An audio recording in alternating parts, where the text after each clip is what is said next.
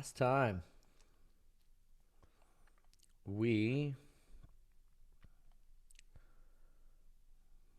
were looking at this review test. Do you remember this?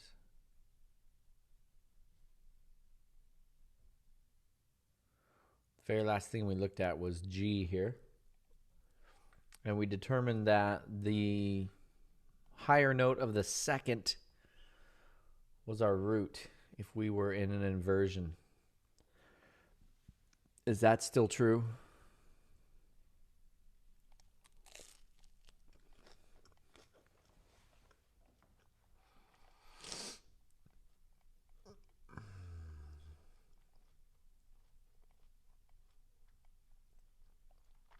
No problem.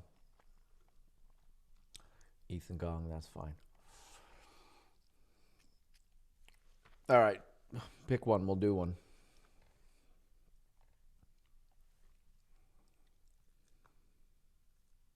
If you want.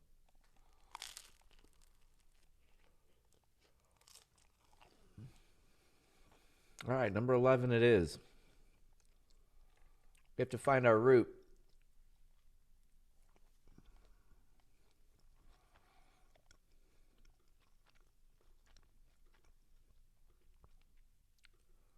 D. D's our root.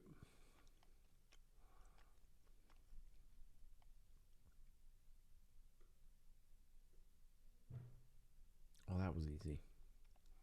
That was kind of lame. That was kind of anticlimactic. Is there another one you want to do?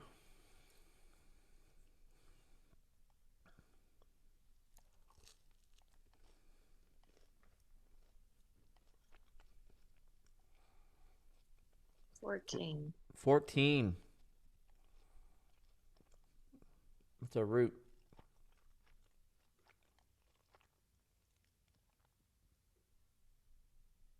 C. So what's our key?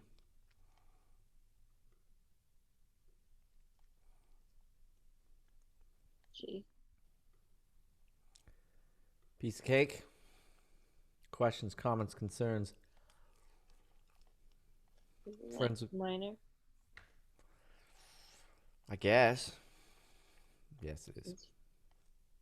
Okay.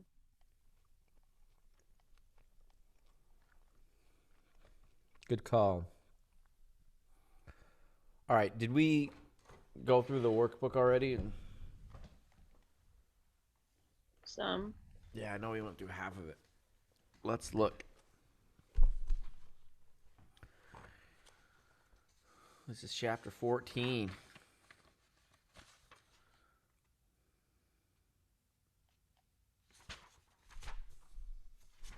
Where does this show up?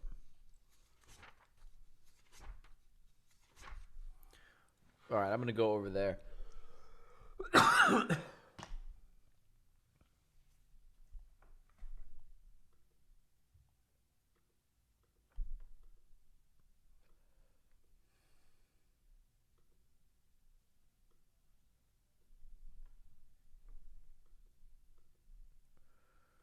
All right, where are we? Assignments.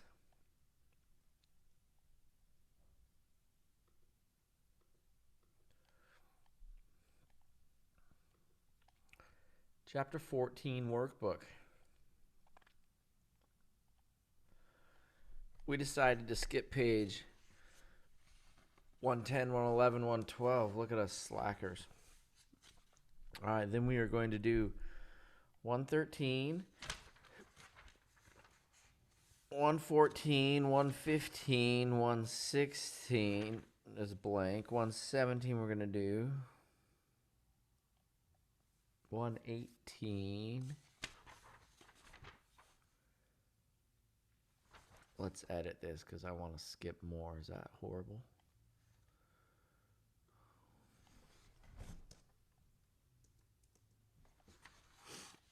We're definitely going to skip 122. I'm all for creativity, but wow. And I'm all skipping for 121.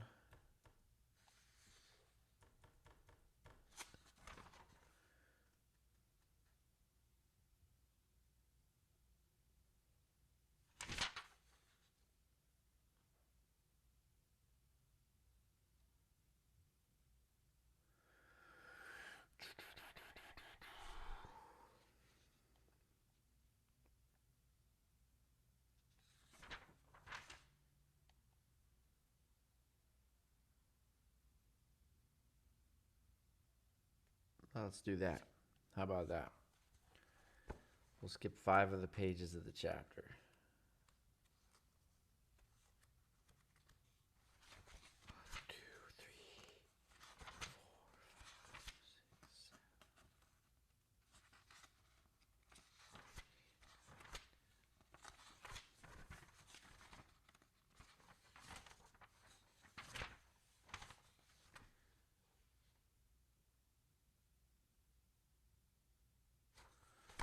Is that all right?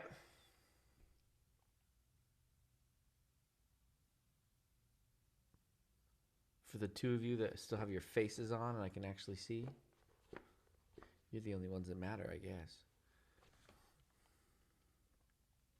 All right, let's talk about Chapter 11 quiz. Or Chapter 14 quiz.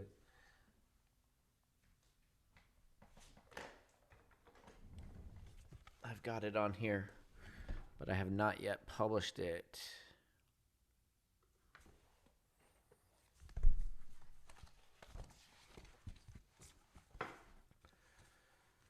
Chapter 14 quiz.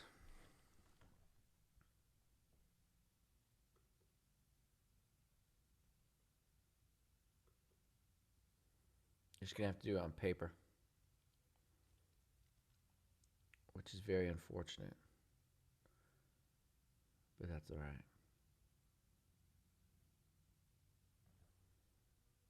Seems to me it should be worth more than 10 points.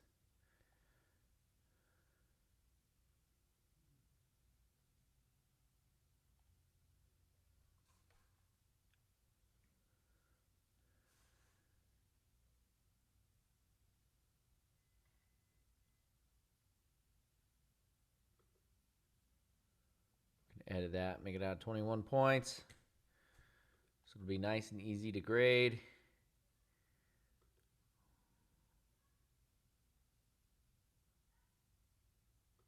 We're going to make that due next weekend.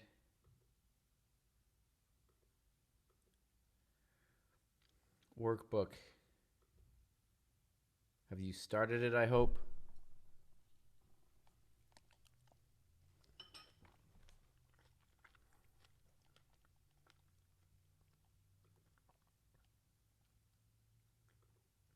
I'll give you more time.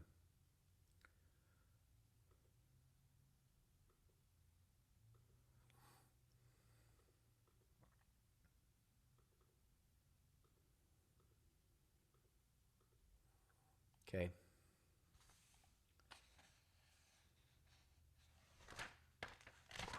On the quiz. Let's look at it.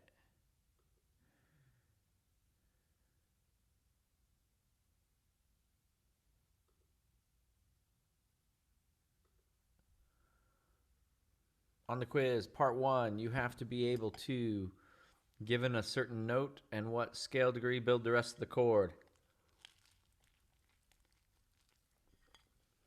Questions?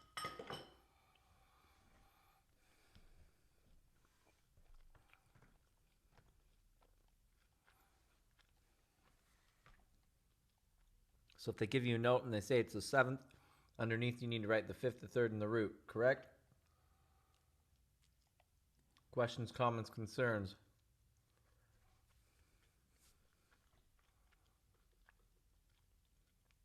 Seeing none, hearing none. Going on to B. Drawing 5 to 1s in the given keys. Sometimes they want closed chords, which is specified with a C, or, I'm sorry, not closed chords, complete chords. Yeah. And sometimes incomplete chords with an I. Sometimes they give you 3 options there. Why would they do that? If the chord of resolution is not specified, use a tonic, triad in root position or inversion as appropriate. Why would we need to use inversion as appropriate?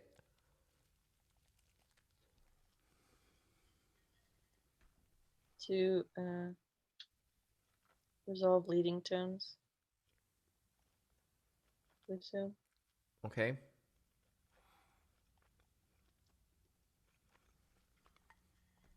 Did we read something about that in the last chapter? Does anybody remember? Yes. Where I don't was know that? if it was specific to the.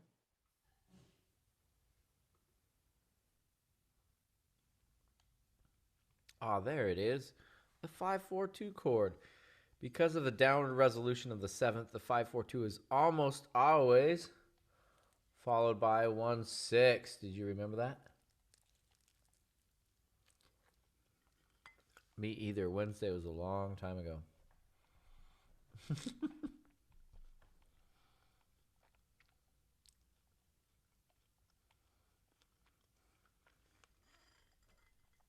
All right, glad I mentioned that. That's coming up on our quiz. Part C. All your non-chord tones are in parentheses. So you have to identify them, yeah?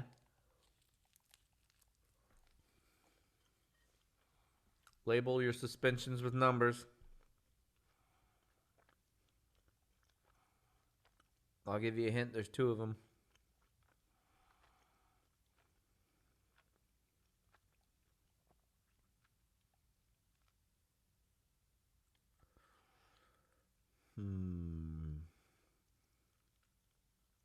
Okay, write the Roman numeral, yeah? And the Arabic numbers for inversions.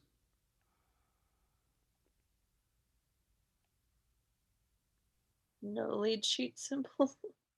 No lead sheet symbols.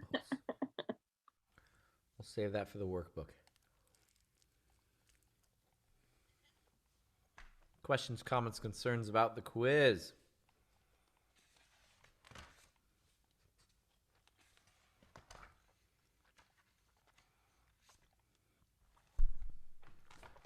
Seeing none, hearing none. Moving on.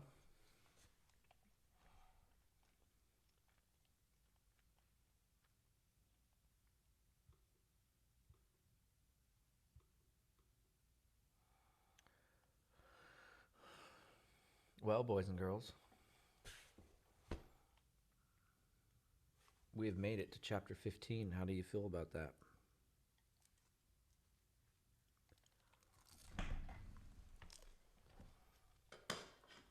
Me too. I am also speechless.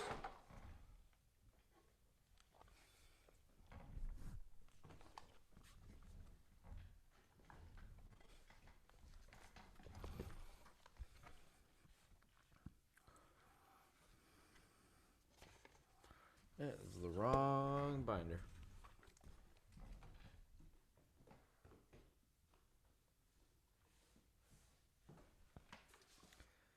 As is that.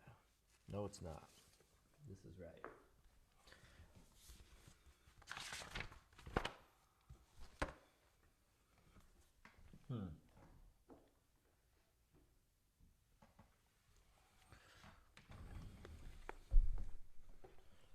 One sec. I don't even know what we're supposed to be doing with ourselves.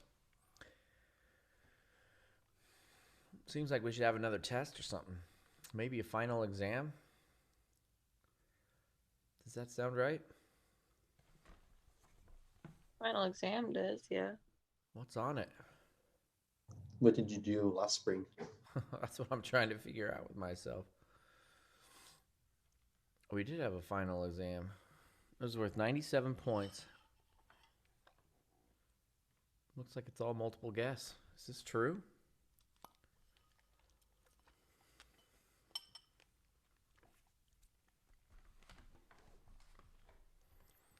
Analyzing chords from drop-down menus. Beautiful. Cadences. Similar to the midterm.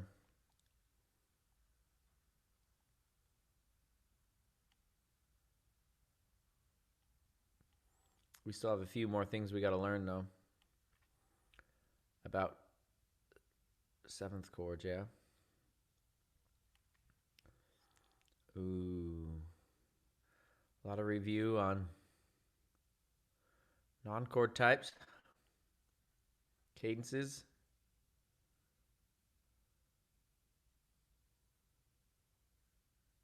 A little matchy-matchy on some 7th chords. Roman numerals. What an easy final. Okay, we ready to hop in 15? Are you going to transpose the entire final exam for my benefit? No, this is not Indiana University. Okay, good. It gets confused a lot, but it's not.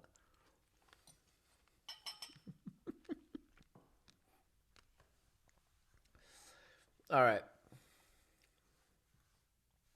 Other Diatonic seventh chords is the title of chapter 15. Any diatonic triad may appear with a seventh chord added, with a seventh added, but the various diatonic seventh chords do not occur with equal frequency in tonal music.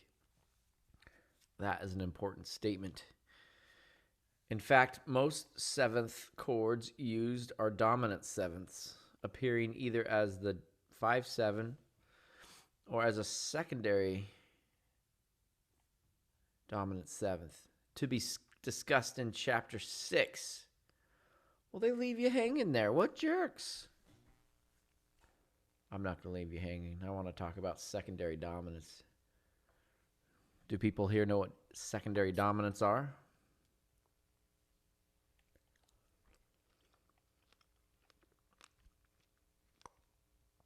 I'm waiting for my piano to load. Then I'll show you.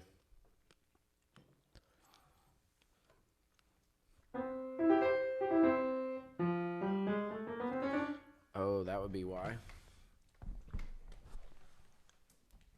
I unplugged it. One second.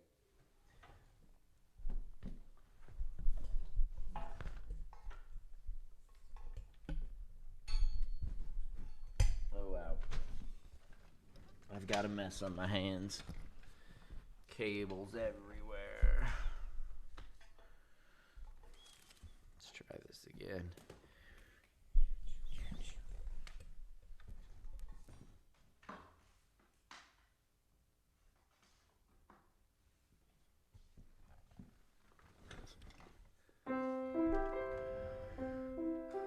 We're in the key of C. Is this true?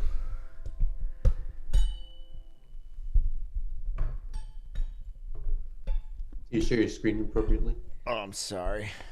I guess I'll do that for you.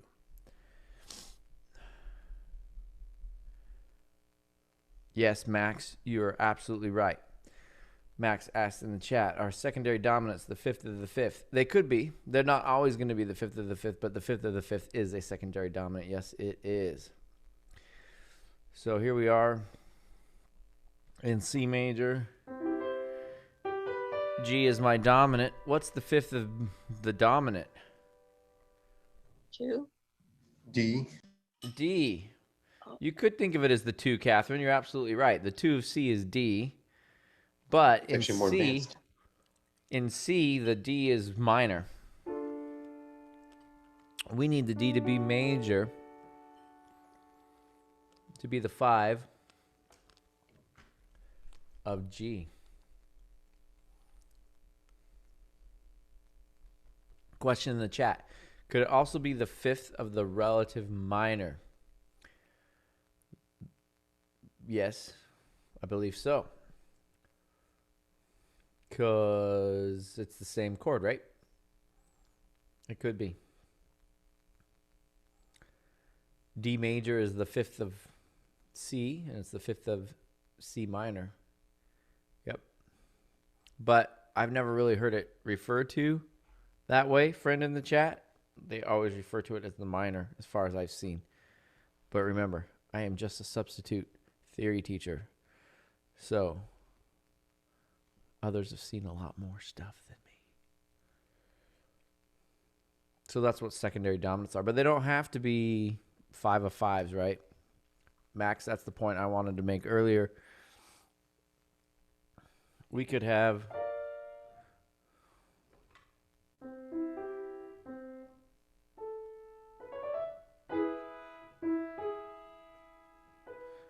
the 5 of 6. We could have the 5 of anything. In C major, that G sharp doesn't belong. but it is the 5 of the 6th chord in C major. And generally, the chords end up going to whatever chords after the slash in the progression, though not always. Does that help? Looks like I've confused Catherine all the more. We'll get there when we get there. How Yeah. about that? Yeah, you don't have to know it for now, but for those curious minds that I knew I had in the private chat there, I wanted to go ahead and touch on that for a second. Any other questions?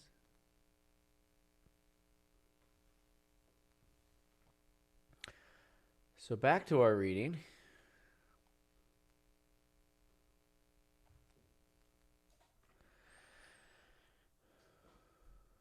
Most 7th chords used are dominant 7th, appearing either as a dominant 7th or as a secondary dominant. Stay tuned for chapter 16. In the major mode, by far the most common diatonic 7th chord, other than the 5-7, is the 2-7. A raking of by frequency of the 7th chords in major would be approximately that shown here. If it were me, I would memorize that. Hint, hint, cough, cough, wink, wink, snicker, snicker. I don't know that I'd get a tattoo of it, but I would definitely know that. Yeah?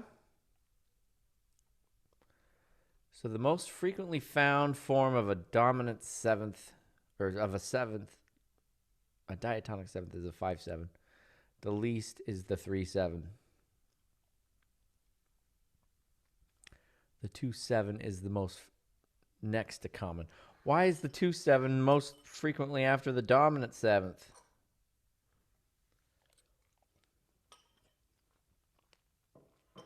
Circle of The fifths. secondary dominant. It's not, though, because it's a minor chord here in this case. What have I taught you? Well, Jazz 2-5-1s. What's that? Jazz 2-5-1s. Yes, that's what I've taught you. It's the predominant. It's the jazzers know it as the 2-5-1 chord progression, which is great. We call it the predominant in theory land, yeah? So the 2 goes to the 5, goes to the 1. And just for those of you classical kids out there, you poor saps that don't even know what the 2-5-1 chord progression is, this is what it sounds like.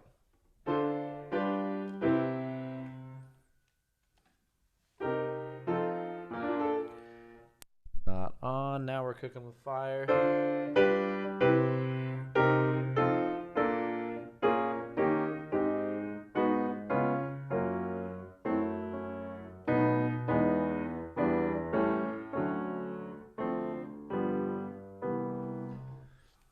When I took jazz piano for non-jazz majors, we had to learn our 2-5-1 chords in all 12 keys.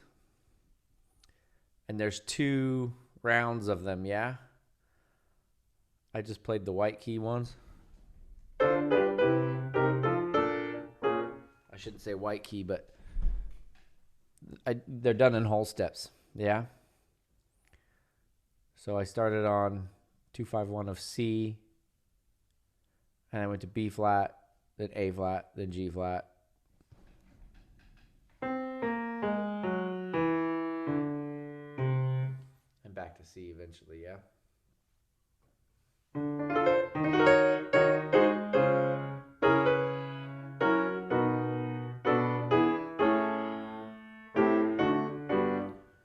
So there's just 2 rounds of them. That's what I want you to know. Questions, comments, concerns, friends with questions so far?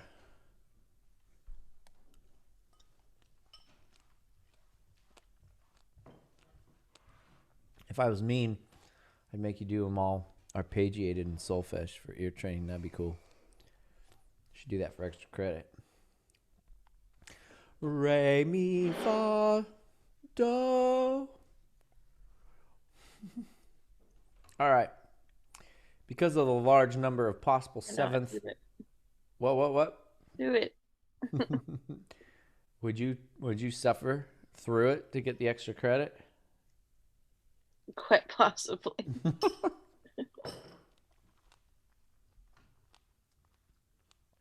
All right.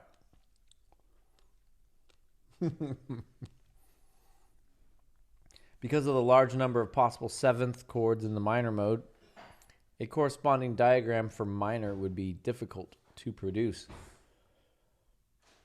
The leading tone seventh is more frequently found in minor than in major. But the supertonic seventh is still the more common of the two in minor. At any rate, a diagram showing the order of frequency of seventh chords in minor would not differ radically from that shown for major. In this chapter, each of the diatonic seventh chords is illustrated and discussed briefly.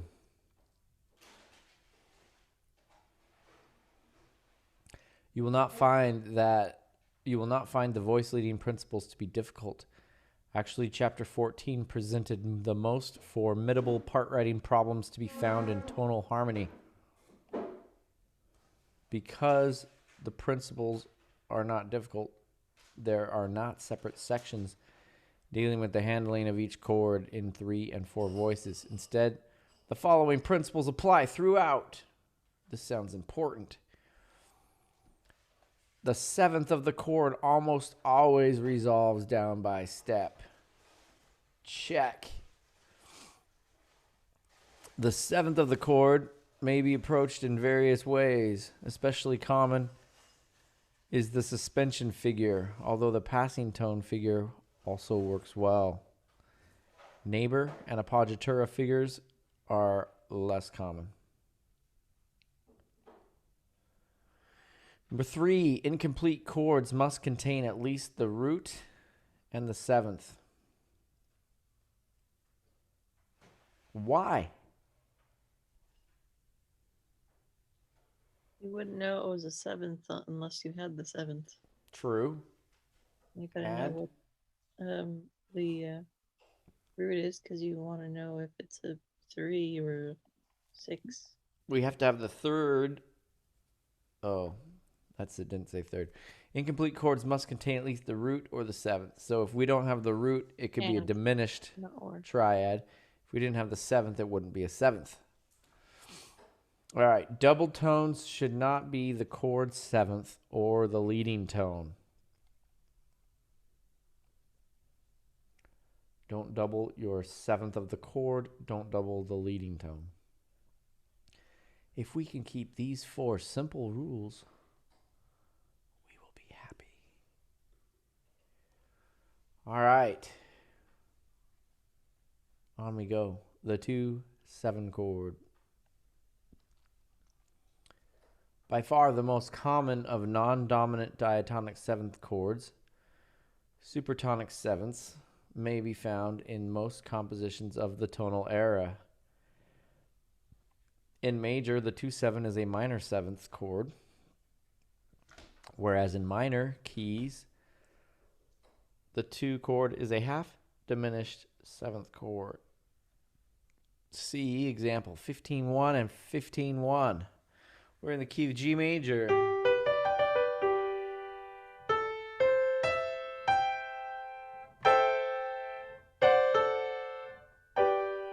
There's your 2/7. It is a minor 2/7. And in minor,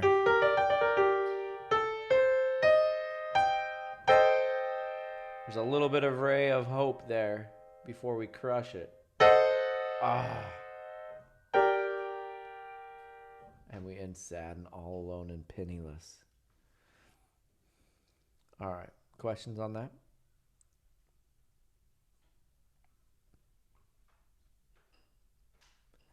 Seeing none, hearing none. Moving on. Like the supertonic triad, the supertonic seventh typically moves to 5. The root position 5 may be delayed by the appearance of a cadential 6/4 chord, or the dominant may be represented by a 7 diminished first inversion triad. See example 15-2 for some typical resolutions. What are they talking about? What is a supertonic triad and a supertonic seventh? Just the two, right? Is that what it is? The 2 chord and the 2 chord with a seventh, right? That's what we're talking about. All right, we are in F major. I think it could be supertonic, but also predominant or whatever it's called. Predominant just simply means it comes in front of the dominant chord. From a progression point of view, the Then 2 what goes to makes the it 5, goes to the 1. supertonic? What makes it supertonic is it comes after the tonic. It's tonic and then supertonic. I feel like that one girl. What's that one girl? Super lonely. You know what song I'm talking about?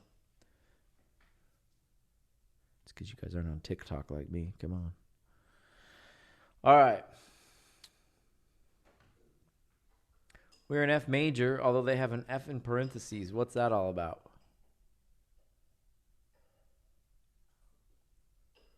Are they saying we could be in minor? What are they saying? What is going on? Why are my key signatures in parentheses? I think the book's trying to be cute here. They're giving us 2 examples in one. I think so. Yeah. We're going to do an F major to start with.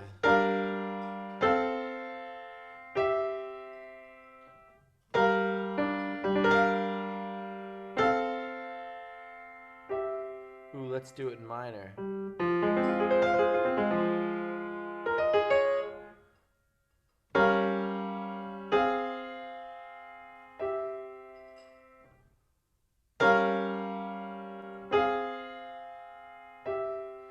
So we could do it in major or minor.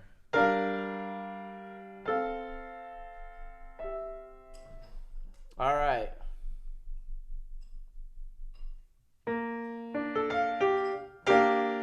Second one. 2 5 to 1. Sorry, 2 6 5 to 1.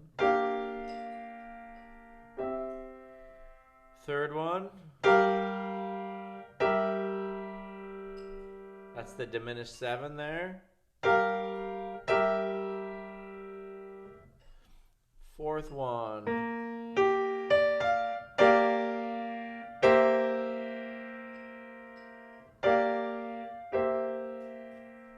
Fifth one, the 5 4 3.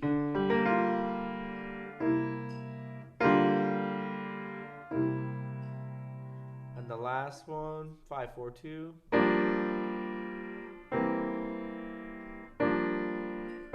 Now let's do them all again in minor.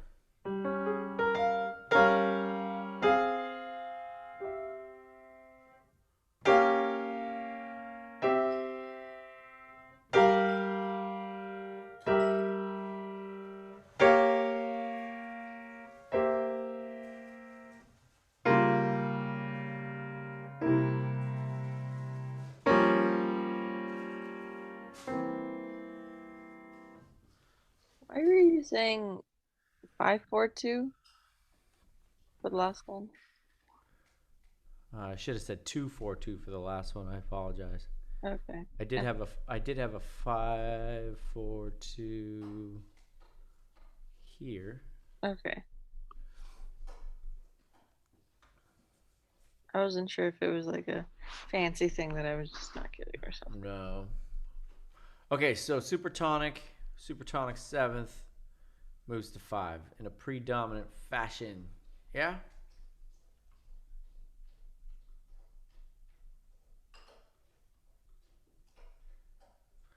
Examples of all the cases seen in the previous example, as well as of others, are not difficult to find. But the first inversion of the 2/7 is the most common bass position. A 2/6/5 to 5/7 progression in a 3-part texture is illustrated in the Mozart example below. Notice the suspension figure that prepares the 7th of the 265. Is this the Jupiter Symphony, kids? I don't think I checked my box to share my screen with you. 1 second.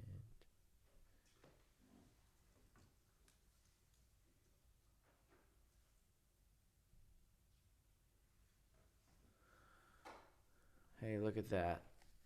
I do know something. It is the Jupiter Symphony. I must have taught history before or something. Man. Taken it a couple times too. Example 15.3.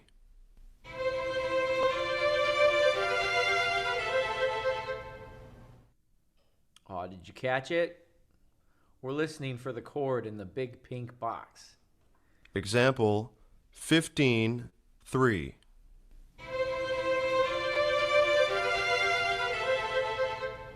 Nice deceptive cadence at the end to fake us all out.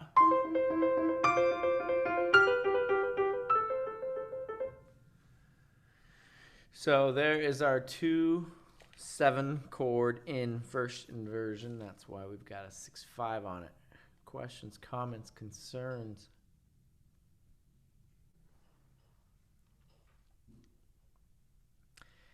A 2-4-2 chord appears in example 15-4 with the 7th approached as a passing tone. The reduction clarifies the stepwise nature of the outer parts of the accompaniment. Notice that the voice attempts to escape the downward motion in measures 16 and 17 for the climax of the song, but it soon rejoins the descent. This is a little Clara Schumann. Vocal song here. Example 15.4.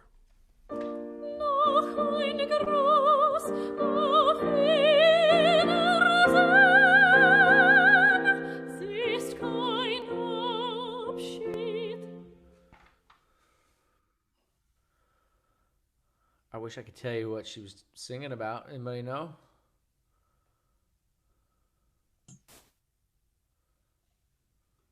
Example 15.4.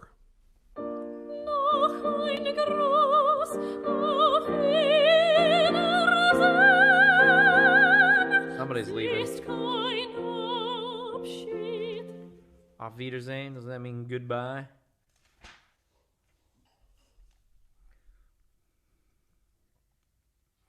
Did you hear the passing element there with the 4-2 chords?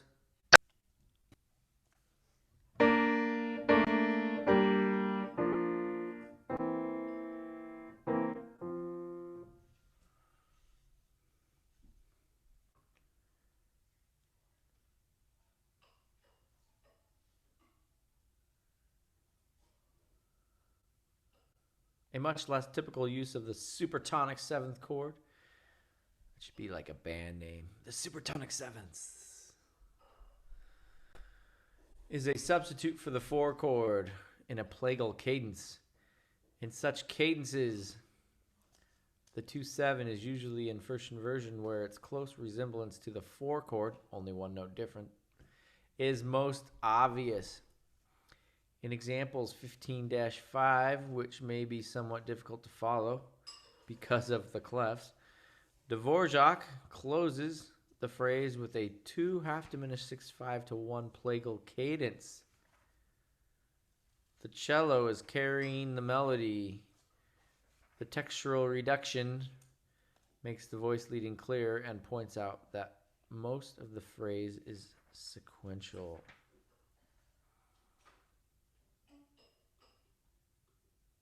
Example 15.5.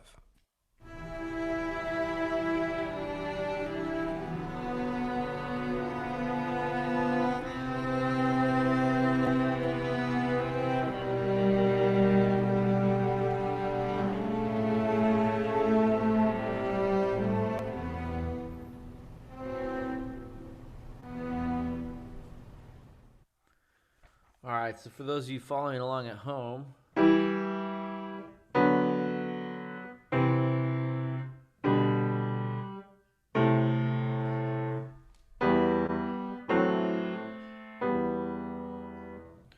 that's what's happening, but in these very, very strange clefs.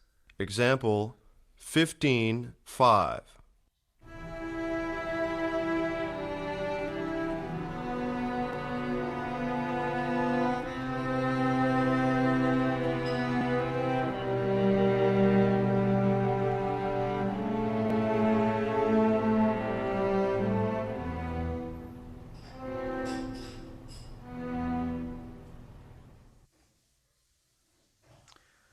Perhaps even a better explanation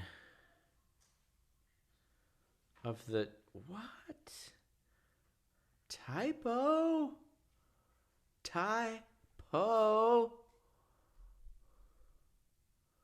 McGraw-Hill, a K is not a half diminished symbol.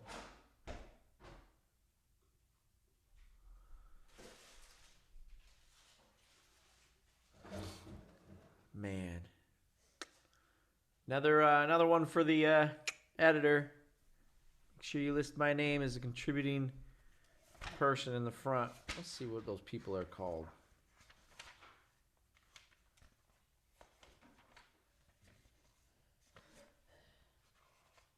Acknowledgements. Just give me an acknowledgement, McGraw-Hill. That's all I want. Are they asking for a fat check?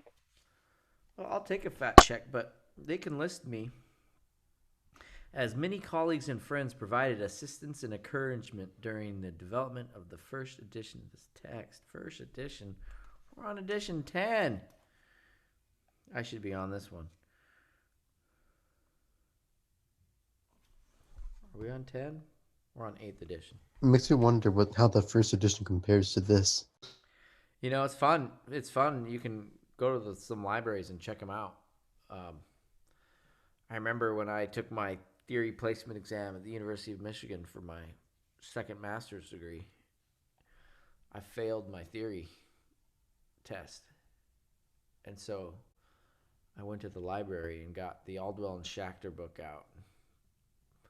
Taught myself on the bus ride to and from school every day from an old edition. A lot of it's the same. They just want to make more money. They come out with new And make it editions. more wordy. Yeah. Some of these mistakes probably were even done on purpose, so they have to come out with a new edition and make even more money. We couldn't just fix them. We couldn't call it 8th edition B, 8.2. Especially with how many mistakes we've found. Anyway, So at least one per chapter, it feels like. I want to be... The preparation of the 8th edition was aided by valuable suggestions from Dr. Brandon Bascom from Fresno City College. That's all I want. 9th edition. Yeah, right.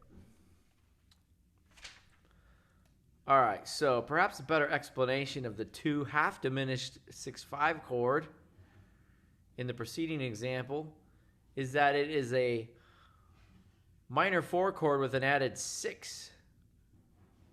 A minor 4 chord with an added 6, the F sharp 3. This is especially convincing that it accounts for the E3, which is otherwise unresolved, unresolved 7th in the two half-diminished 7th chord.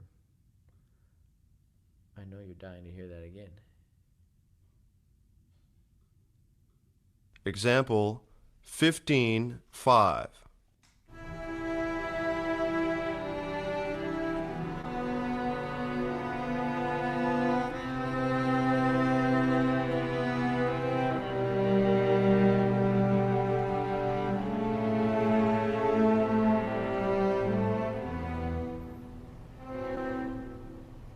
I don't know. This is a stretch.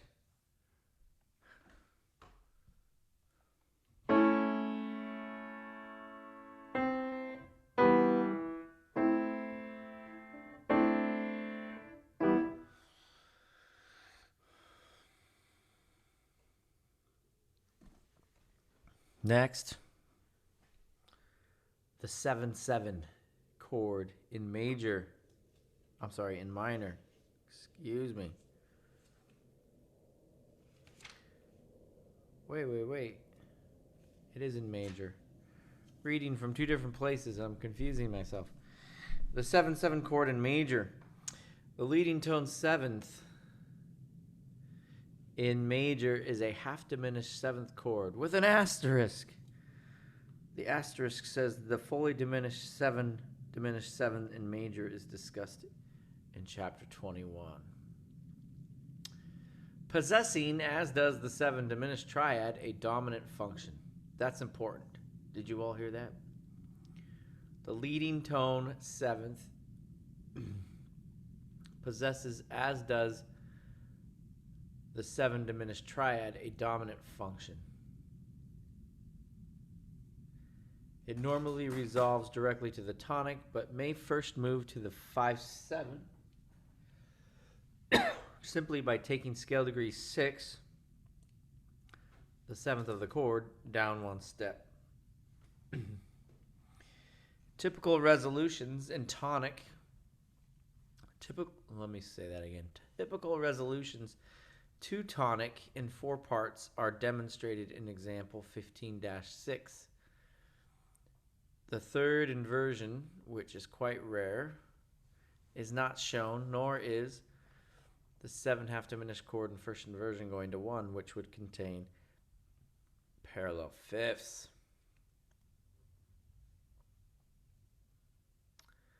We are in B flat major.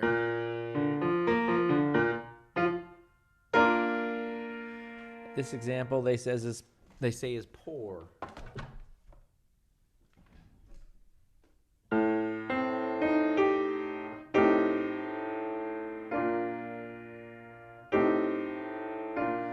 Because we have parallel fifths. It's better if you do what they did in B.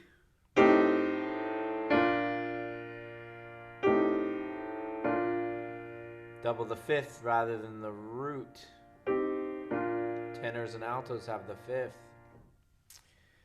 C.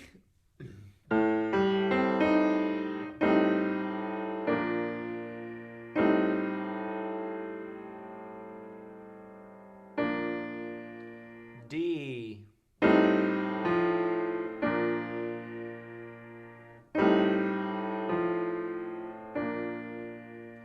E.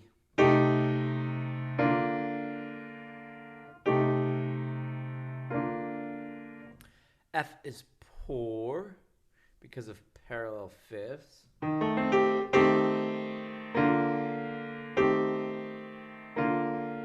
And G is better.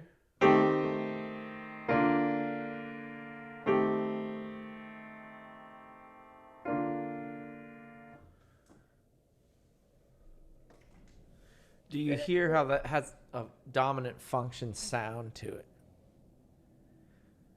Go ahead, Catherine. What were you saying? Is there a cadence type that goes from 7 to 1? Yeah, that's a good question. It's essentially functioning as a perfect authentic cadence, isn't it? Or an authentic cadence, I should say. Not necessarily perfect, depending on what's being in the soprano, yeah.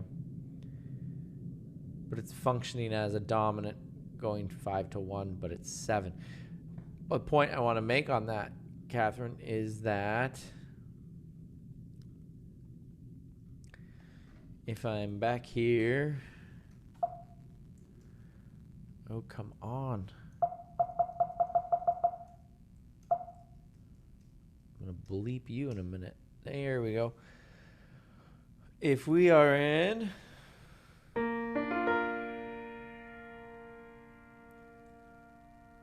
B flat major, there's our dominant, there's our diminished triad, here's our dominant 7th. Our dominant 7th encompasses our 7th. Our 7th is built into it. So they're very similar. They have 3 tones in common, as does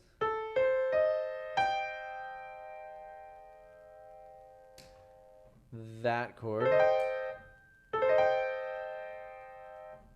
Why?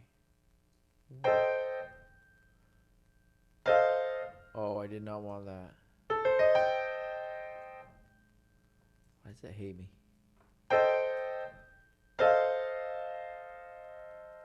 Now, the spacing is weird because it's what they do by default in this program. But do you see that we're talking 1 half step difference between a 7/7 and a 5/6/5?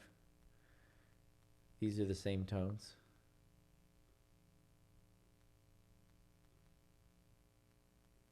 And these are just a whole step different.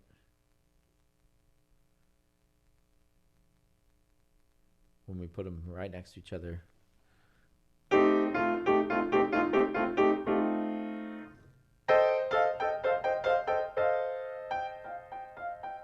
Only that top note's different. Those 3 are the same.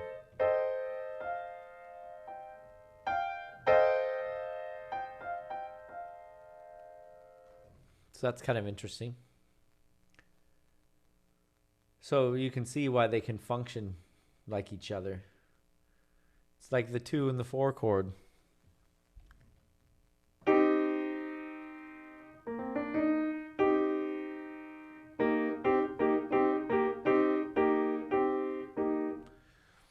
So a lot of common tones.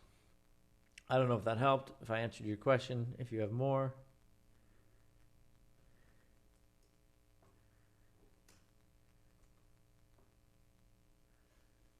I don't know either yet. I might have to rewatch it so I can. Okay, so you were asking, I think you were noticing that it sounds like a cadence. And I told Yes. you that it's functioning as a dominant. And the reason it functions so well as a dominant is it only has 1 note different than a dominant 7. And it has 3 common notes with the dominant. 3 notes in common with the dominant chord. So you could have a perfect or an authentic cadence with 7 because it shares a lot of the notes. ooh, that's a good question. I see where you're going. So we're in B flat. There's our dominant 7th.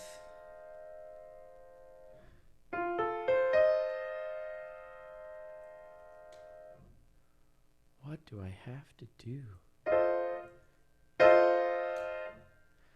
And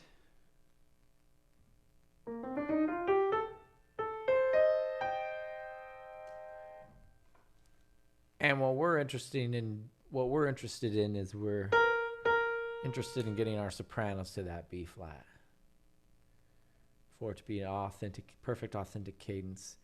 If we went from a 5/7 to 1,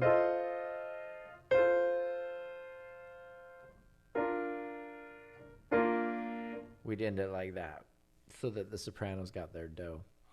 So the question is, can that happen off of the 7? Yes, it can.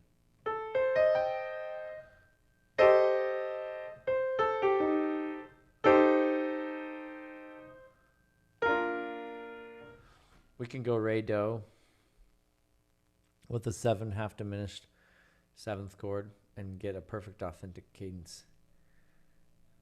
A cadence that functions as a perfect authentic cadence, giving our sopranos dough in their part.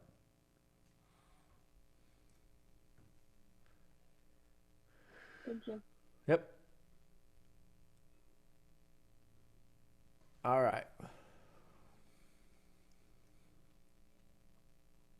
Notice that both the 7 diminished 7th and the 7 diminished 4/3 resolutions must be handled carefully to avoid parallel fifths. See example 15-6A and F. We already did. This can be done by doubling the third of the tonic chord, or by revoicing the leading tone chord so that parallel fourths replace the parallel fifths. The rare example from the literature of such parallels, as in example 15-7, does not invalidate the principle. What? Haydn wrote parallel fifths? It's blasphemous, an outrage. Can't believe I'm going to let you listen to this. Example 15-7.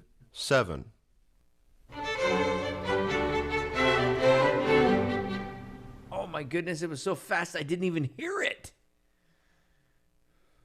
Example 15-7.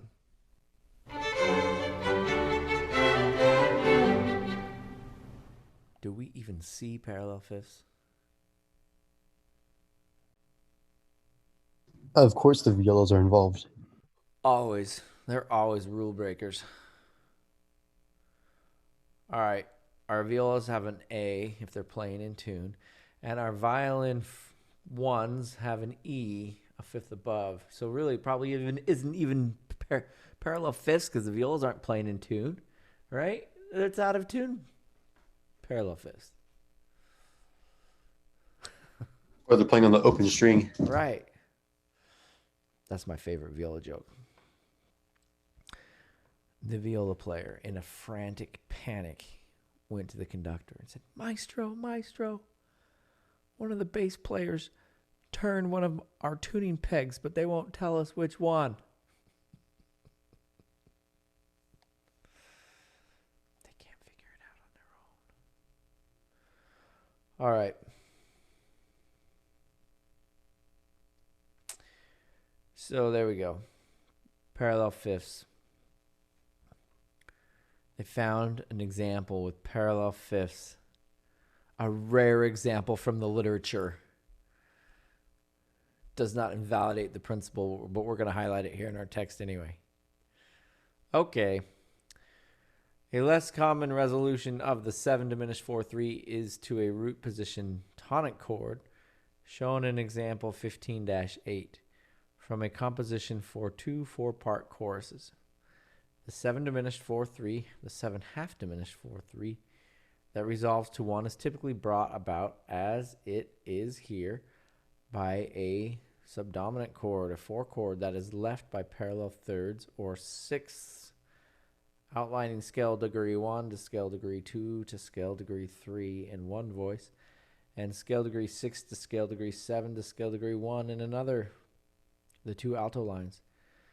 The result is an interesting combination of both plagal and authentic cadences. Compare the 7 half diminished 4-3 to 1 cadence and the 2 half diminished 6-5 to 1. Or you can call it a 4 add a 6 to minor 4 add a 6 to minor 1. Cadence discussed in connection with example 15-5. This is Brahms. Opus 109, number 1. Don't you play this even? No, not that one. All right. I play Example 119. off by 10. 15-8.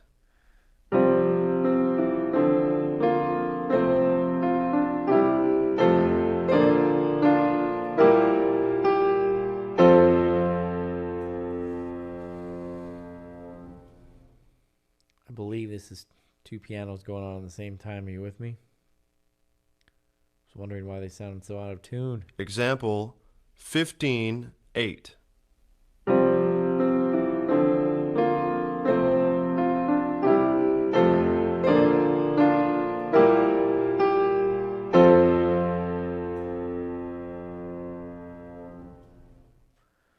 How out of tune are they?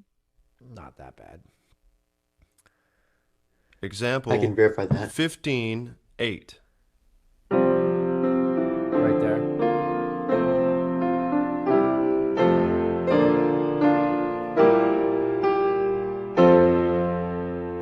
My own piano is way worse out of tune, but when you have 2 pianos playing at the same time, it's like, oh, it just makes you more aware of it. It's really hard to tune 2 pianos to each other. Okay, so what were we The listening beauty for? of brass. The beauty of brass. Nothing's in tune. You're right.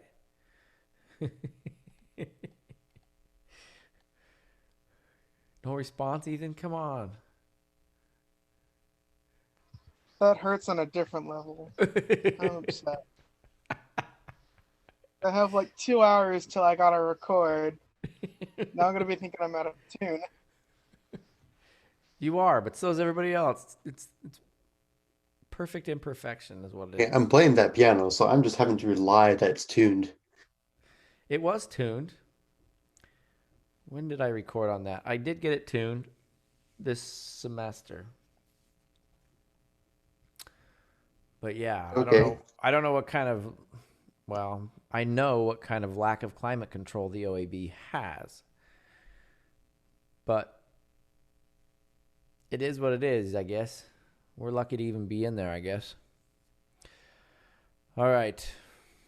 We were listening for the 3 to 2 to 1 or the 1 to 2 to 3 or the 6 to 7 to 1 that's happening in the pink boxes.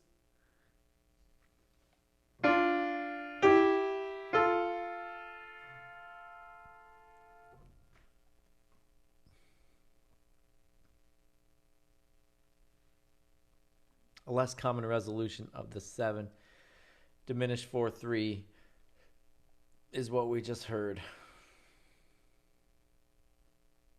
Otherwise, the 7 half diminished 7th chord poses no new problems. It should be remembered, however, that the 7 half diminished 7 chord in major is much less common than the other chords with dominant functions of 5, 5-7, and 7 diminished in first inversion. So we get to learn about all these lovely, rare 7th chords in this chapter. Looking ahead at your workbook.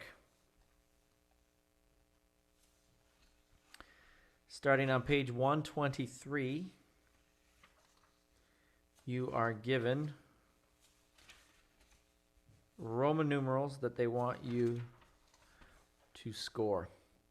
The good news is this chapter is not nearly as bad as last chapter. It's 10 pages, but some of them are kind of skimpy. And some of them are pretty easy.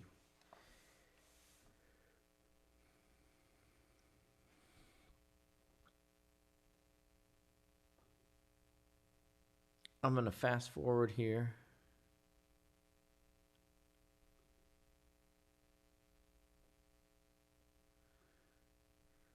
To the self-test 1.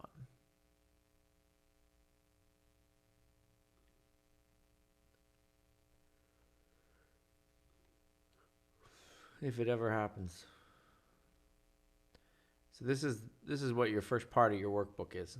Stuff like this.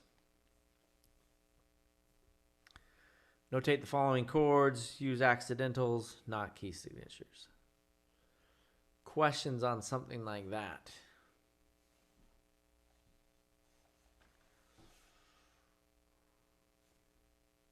What do we have to be aware of?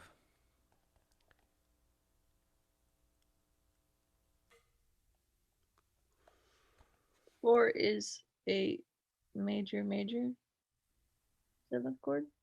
If they that's what exactly what I wanted you to address. If we want a major, they're going to ask for. They're specifically going to give you a capital M. Okay.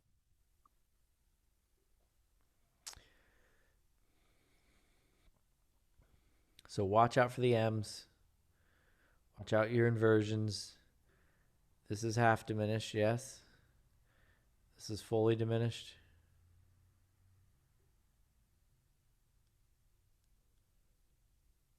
Sometimes their font does it small.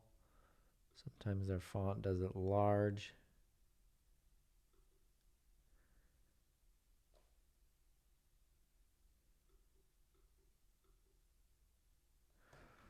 Let's do a couple of these. So number 1, if we're in F major, what's the 4?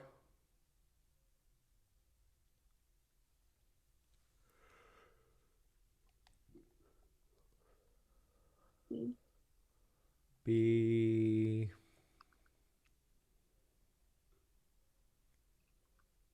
flat.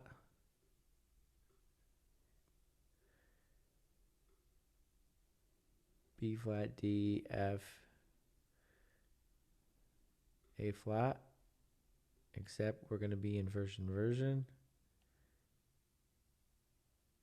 So we're going to have D, F,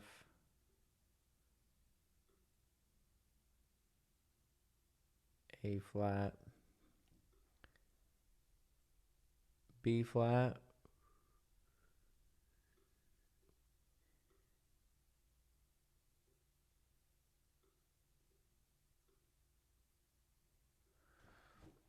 does that sound right?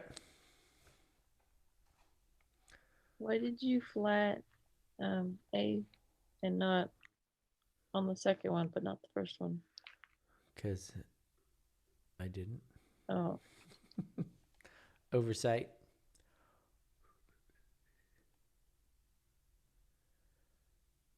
So if we have a capital Roman numeral, what kind of a seventh are we going to have?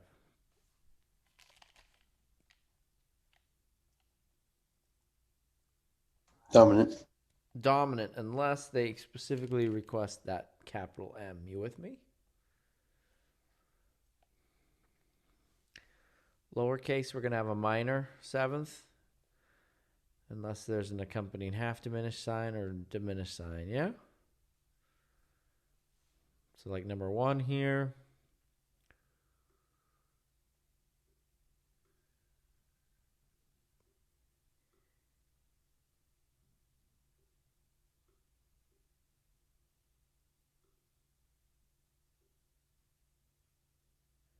What did I just do?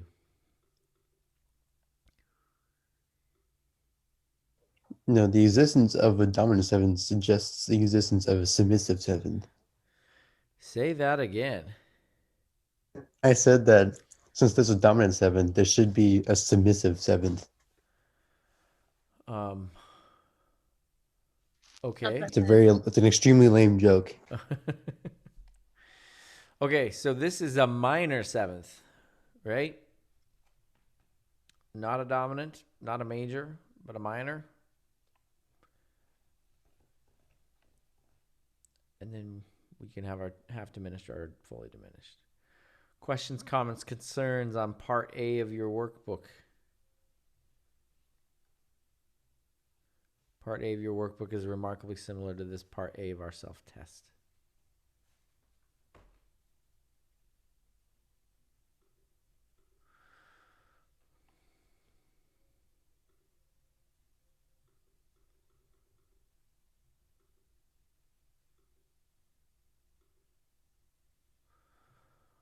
All right. We went through all this. We listened to... No, we didn't. Is this where we left off? No, we were in the major.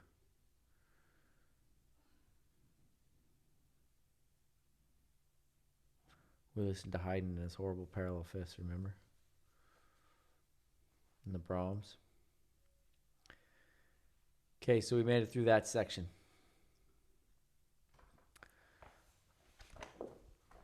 I might just call it a day there. Would that be horrible?